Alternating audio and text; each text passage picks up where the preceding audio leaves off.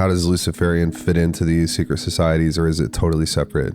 Well, Luciferians are almost a cult within the real religion. So they're almost like misinformation that's out there. They're low level for the most part. So is Lucifer the god of the Freemasons? Yes.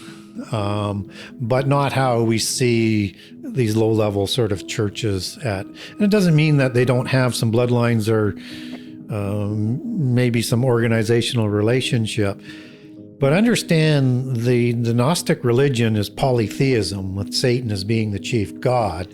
And it's a highly structured professional organization and very, very secretive. So there's just so many things that you don't want to be careful with, sort of the caricatures that come with these satanic, visible type of churches. It's more, I think, for misinformation. Got it. As it pertains to Freemasonry, I have a lot of either questions that come in about Freemasonry. I have a couple of friends who are actually just in the organization because they think it's Self-help. interesting and self-help. Yeah. And one of my friends got into Freemasonry for like protection because he's ex-military. What is Freemasonry? Because it's hard to figure out what it is. Yeah, it's first level on the phmic trunk. What's that? The phmic trunk is a name. It comes from a group of Rosicrucian writers as they describe their organizational structure. And it's a Greek word that comes out of the Bible for, you'll see it translated, it comes from Greek thelem, meaning God's will. Mm-hmm. So they use that, but then they mistranslate it a couple of times where it's going to be in reference to sexual improprieties and things like that. Mm. And that's sort of to reflect their free will of what they do as they corrupt and usurp everything they can from the Bible. So when they look at the term as above, so below, they have a different meaning than above as being our heaven with God and where we are on earth. Their heaven is in Hades or Sheol, where their gods reside, right?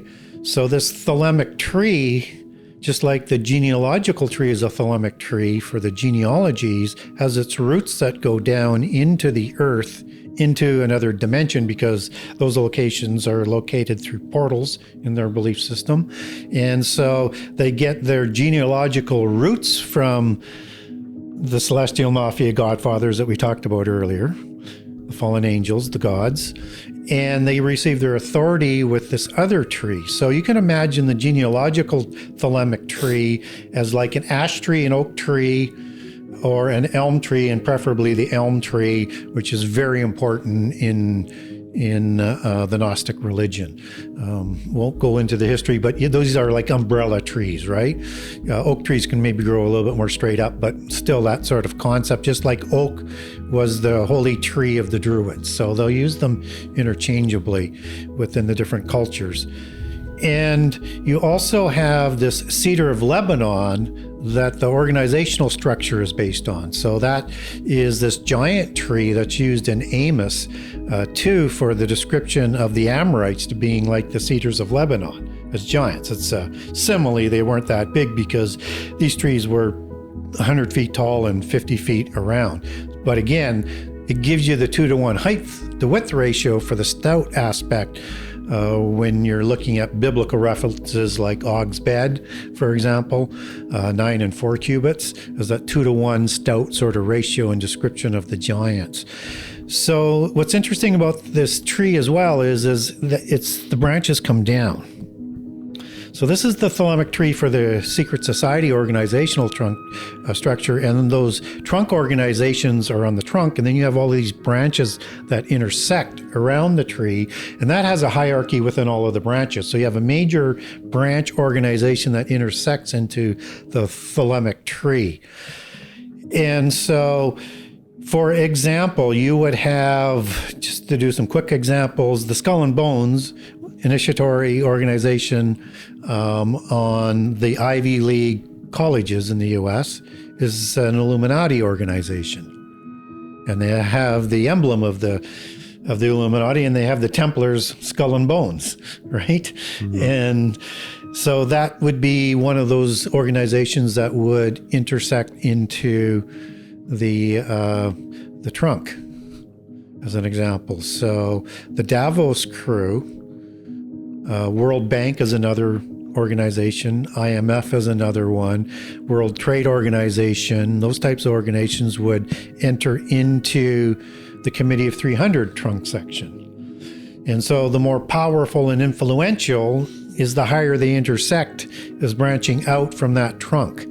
And so you can imagine these branches all the way around with all these different organizations going right around the tree. Now you have a framework to understand how big their organization would be. If you use a pyramid, which you might be able to use within one organization, you run out of room to put more organizations into in a proper hierarchical structure.